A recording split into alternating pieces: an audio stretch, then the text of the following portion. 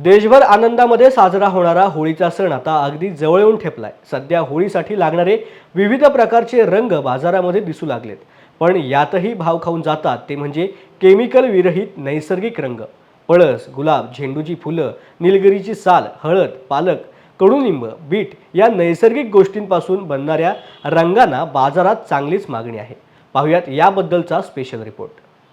गेल्या 10 वर्षांपासून जालना शहरातील मोनिका शर्मा या नैसर्गिक रंगाची निर्मिती करतात। त्यांच्या रंगाला राज्यभरातून मागणी असून हा व्यवसाय फक्त स्वतःपुरता मर्यादित न ठेवता त्यांनी अनेक बचत गटातल्या महिलांना नैसर्गिक स्रोतांपासून रंग बनवायला शिकवून रोजगार मिळवून दिलाय। बनवलेल्या नैसर्गिक रंगांना सुगंधासाठी मोसंबी, लिंबूची साल वापरण्यात येते। कृषी विज्ञान केंद्र खारपुडी यांच्या तांत्रिक मार्गदर्शनाखाली शिवकृपा उद्योगाच्या माध्यमातून मोनिका शर्मा नैसर्गिक रंगांची विक्री करतायत। माझं नाव मोनिका पांडुरंग शर्मा, गाव खोडेपुरी, तालुका जिल्हा जालना। मी गेल्या 10 वर्षापासून होळीचे हे नैसर्गिक कलर बनवते, कारण या कलरपासून आपल्या त्वचेला, मुलांना काही इजा वगैरे होत नाही, पाण्याचा वापरही कमी होतो आणि हे रंग ओले पण खेळू शकतात आणि कोरडे पण खेळू शकतात। आणि कंटिन्यू 10 वर्षापासून म्हणजे माझं हा चालू आहे। पुणा, पुसद, यवतमाळ, नांदेड सगळीकडे माझे हे कलर जातात। त्याचा बेस अरारोट पावडर आणि बीटरूट, हळद, पळसाचे फुलं, पालकाचा ज्यूस, त्याच्यापासून हिरवा कलर, बीटरूटपासून गुलाबी कलर आणि पळसाच्या फुलापासून पिवळा कलर, असे 4 कलर माझ्याकडे असतात।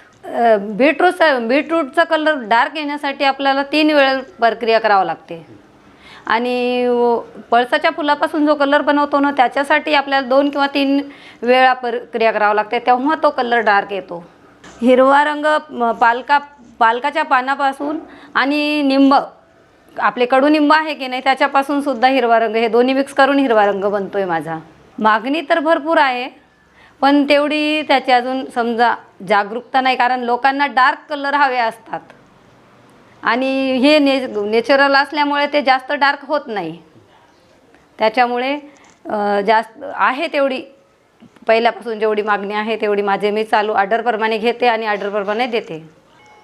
मीडिया, व्हॉट्सॲप, KVK आणि वर्तमानपत्र तिन्ही याच्यामध्ये माझी माहिती जाते। स्टॉल आहे, स्टॉलवर पण ठेवते, कुठे स्टॉलची ऑर्डर असल्या स्टॉलवर पण सुद्धा ठेवते सर। महिलांना मी यवतमाळला, बुलढाण्याला, नारायणगावला 3-4 जागी जागृती व्हावं म्हणून मी प्रशिक्षण देण्यासाठी गेले आहे। जालना KVKला सुद्धा मी महिलांना प्रशिक्षण दिलं।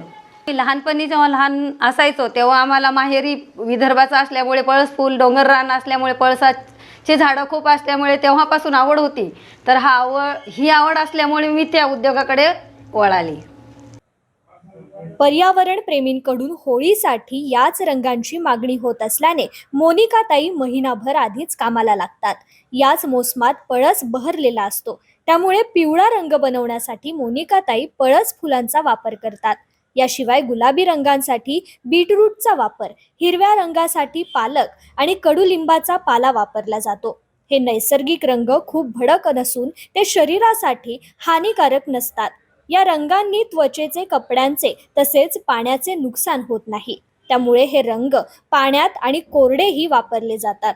आपला सेंद्रिय शेतीचा व्यवसाय सांभाळून पर्यावरणासाठी नैसर्गिक रंग तयार करण्यात त्यांना मनस्वी आनंद मिळतो। नमस्ते, मेरा नाम भाग्यश्री पांडुरंग शर्मा। तो बेसिकली मेरी मदर जो है वो ऑर्गेनिक होली के कलर्स का काफ़ी टाइम से प्रोडक्शन एंड सेल्स कर रही है, एंड हम लोग मम्मी को थोड़ा असिस्ट करते हैं एंड एज वेल एज बूस्ट करते हैं कि जो ये नेचुरल कलर्स है इसके लिए थोड़ा अवेयरनेस फैलाए। एंड जो लोग जिनको जो स्किन का प्रॉब्लम वगैरह होता है, तो जो हमारा हम अगर लोगों को बताएंगे, स्प्रेड करेंगे, एक मैसेज भी है कि वाटर भी सेव होगा एंड कोई हार्म नहीं है कलर में, प्लस कोई ज़्यादा कॉस्ट भी नहीं है उसका।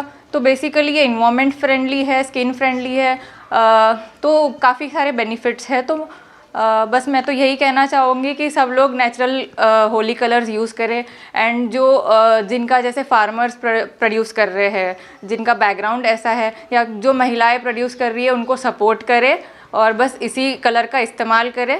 बस थैंक यू. पर्यावरणपूरक रंग वापरणे ही आज काळाची गरज बनली असून याबाबत सामान्य माणसात जागरूकता निर्माण करणे आवश्यक असल्याचं मत शर्मा कुटुंबियांनी न्यूज अनकटशी बोलताना मांडलंय. न्यूज अनकटसाठी विजय साळी, जालना.